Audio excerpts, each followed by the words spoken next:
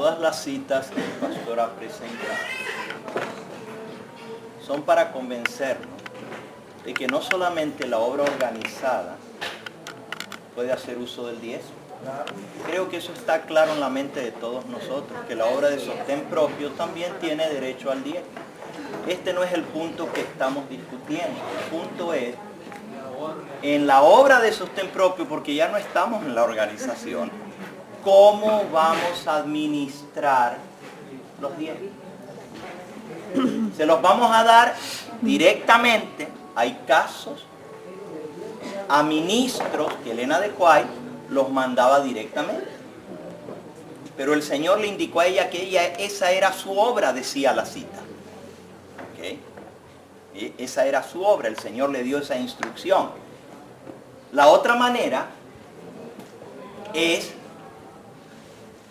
entregando nuestro diezmo para la obra de los ministros, que no estamos ya en la organización, y que los hermanos se organicen para administrar esos diezmos y dar equitativamente. Porque si la hermana le da al pastor, y aquel hermano le da al pastor, y aquella, y aquella, y aquella, nunca sabemos cuánto recibió el pastor, si le fue suficiente o no. Pero si juntamos los diezmos y le decimos, pastor, aquí está lo que usted necesita para poder vivir, ya dormimos tranquilos. El pastor habla de avanzar por fe. Esas citas son en relación a los obreros de sostén propio que no reciben un salario. Antes que Dios le revelara a la iglesia adventista, y de ahí venía la cita del pastor Bates, ¿verdad? Él avanzó por fe porque no había un sistema de diezmos. La iglesia no había entendido todavía los diezmos. Pero cuando el Señor, a través del pastor Andrew, le mostró que los diezmos se tenían que administrar para la predicación del Evangelio, se estableció primero benevolencia sistemática y después el sistema de diezmos. ¿Okay? Entonces nosotros ya hemos avanzado en esa luz y como adventistas conocemos el uso correcto del diezmo.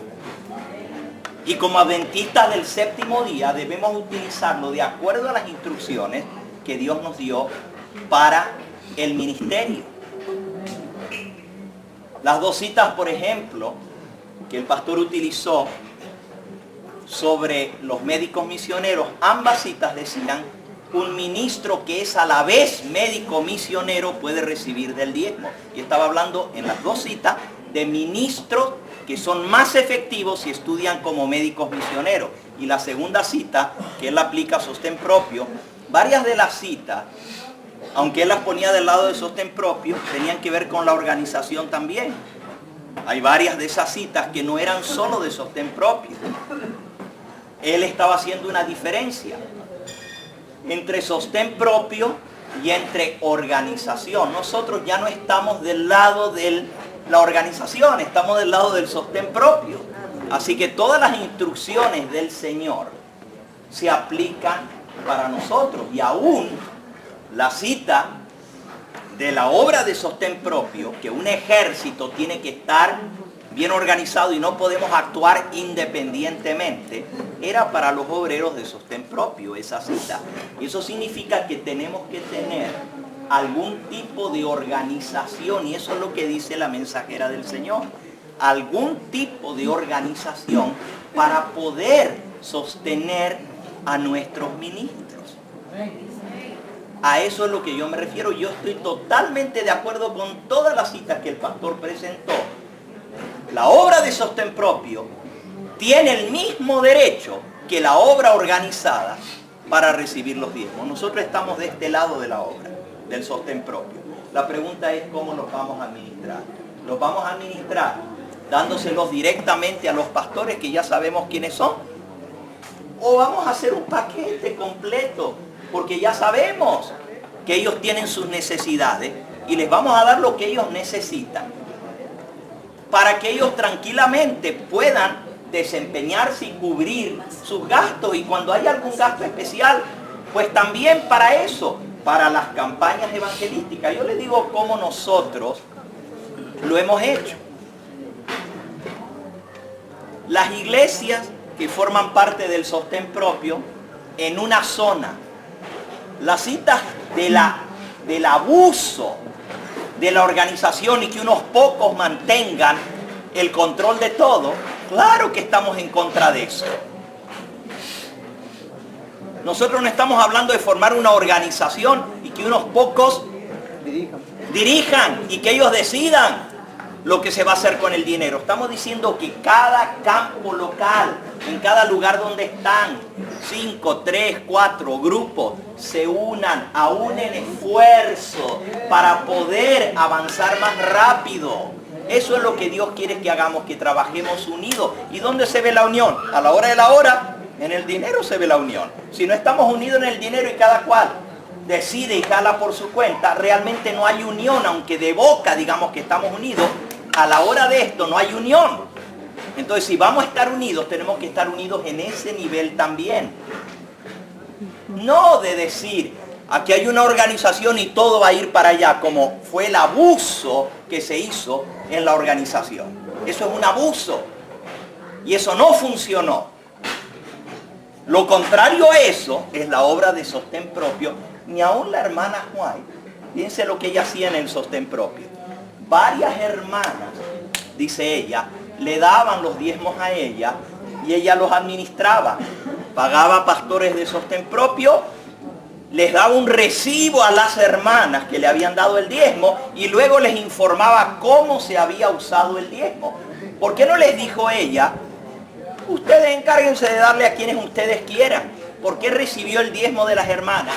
Lo administró, les dio recibo, les pagó a los pastores y luego les informó cómo se usó. Porque ella entendía que ella tenía instrucciones de parte de Dios de hacerlo de esa manera. Claro que con nuestras ofrendas nosotros tenemos que decidir cómo usarlas. Y muchas de las citas están hablando de los fondos en general, no de los diezmos. Los diezmos deben ser usados para el ministerio, dice la mensajera del Señor. Y para la predicación y el evangelismo. Las citas son claras. Entonces, si lo vamos a hacer individualmente, ¿ok? Yo aquí soy un miembro ahora. Y yo voy a ir con el pastor Nelson y le voy a dar mis diezmos. Y aquí el hermano va a ir con el pastor Nelson y le va a dar sus diezmos. Y allá la hermana le va a dar sus diezmos al pastor. Estamos manteniendo al pastor. ¿Cómo sabemos si él está recibiendo lo suficiente para mantener su familia si no sabemos cuántos hermanos le dieron? ¿Cómo sabemos si él tiene lo suficiente para hacer frente a todos sus gastos? O si le faltó y no tuvo cómo pagar su gasolina del carro a fin de mes. O sus gastos, su renta, lo que sea. Por eso se necesita una organización para suplir las necesidades del ministerio. Y por otro lado, existe también lo contrario. El pastor que viaja por todas partes y visita al montón de grupos y los grupos le van dando, llega el momento cuando puede recibir más que el otro que no viajó este mes. Porque este otro estuvo atendiendo problemas locales y no viajó. Pero el otro sí viajó. En el caso del pastor Gambetta, imagínense que yo recibiera los diezmos de cada lugar donde voy. Pues ya estaría gorda mi bolsa. Porque voy por todas partes. Pero yo me mantengo por un salario que me dan. Y sé que debo vivir por ese salario. Los gastos de viaje, obviamente. La cita que el pastor Bates vivió, avanzó por fe, fue porque iba a ir a un campo nuevo y no había, y ni siquiera recibía un salario. Pero él dijo, voy a avanzar por fe. Y la hermana dijo, yo le voy a dar para que él vaya. Y ella consiguió lo de su trabajo y se lo dio. Y no fue los diezmos, fue todo su salario. Se lo adelantó y el pastor pudo ir. Así es como Dios obra. Y ahí es donde se manifiesta la fe. Pero Dios estableció que el que predica el evangelio viva del evangelio. Y la Biblia dice, el obrero es digno de su salario. Entonces, si la Biblia habla de que el obrero es digno de su salario, nosotros debemos proveer para el salario de los pastores. Ellos están sirviendo a todo el campo. Entonces, entre todos podemos tomar esa decisión. localmente, pero se puede, mientras ellos estén sirviendo a todo el campo, apartar una parte de eso y decir, esto es para el salario del pastor Maya, para el salario del pastor Nelson, y completar ese salario entre todos, y lo demás pues lo administramos en cada lugar para la predicación de la palabra de Dios. Eso es lo único que yo busco, que estemos organizados para poder avanzar más rápido. Lo que nosotros vimos es que fue tremenda bendición. Cuando nosotros nos organizamos, vimos la mano de Dios bendiciendo, las almas multiplicándose, el dinero suficiente para hacer las campañas, para emprender nuevas empresas, para emplear obreros bíblicos, para emplear pastores laicos, que también tienen derecho al diezmo, porque el pastor nos los presentó, pero no todos los pastores tienen que ser con un título universitario. También hay hermanos que pueden ser escogidos para ser pastores. No sé si el hermano Carlos ha estudiado y tiene un título de teología, pero él está funcionando como pastor y él está como evangelista. Pues qué bueno que se lo mantenga si él se dedica tiempo completo al evangelismo, pues que viva del evangelio. Amén.